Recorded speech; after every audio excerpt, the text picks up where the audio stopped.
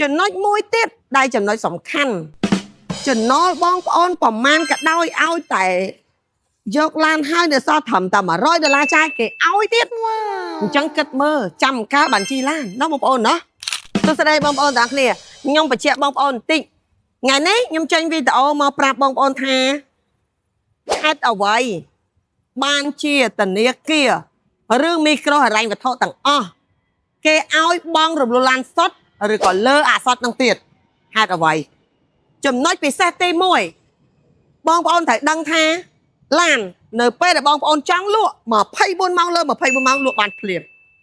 ក្នុងតម្លៃខាតអានឹងទៅតាមជាក់ស្ដែងណាតិចតួចច្រើនទៅតាមជាក់ស្ដែងតាមការប្រើប្រាស់ចំណុចពិសេសទី2ឡាននៅពេលដែលមានបញ្ហាគឺធនាគារហ្នឹងគេយកមកឲ្យ dealer ដូចជាពួកខ្ញុំជាដើមគឺដាច់ខាតត្រូវតែទទួលទិញវិញអញ្ចឹងបងប្អូនគ្មានហានិភ័យអីទេចាចំណុចមួយទៀតដែលចំណុចសំខាន់ចំណល់បងប្អូនប្រមាណក៏ដោយឲ្យតែយកឡានហើយនៅសល់ត្រឹមតែ$100ចាយគេឲ្យទៀតអញ្ចឹងគិតមើលចាំកាលបានជីឡានណាបងប្អូនណាអត់ដូចយើងកំចៃធនាគារទិញដីទិញផ្ទះទេទិញផ្ទះយើងត្រូវមាន50%នៃលុយផ្ទះទិញដីយើងត្រូវមាន70%នៃលុយដី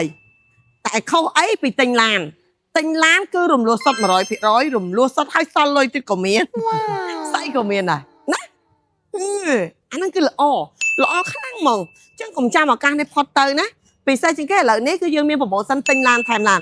ឧទាហរណ៍ថាបើសិនជាបងប្អូនបងរំលោះឡានជីប៉ុន្តែនៅពេលដែលបងប្អូនដាក់ពាក្យរួចបានឡានជីរួចថ្ងៃ10ខែ4ឆ្នាំ2025จ่ายค่า power ចាប់រង្វាន់ថ្មីទៀត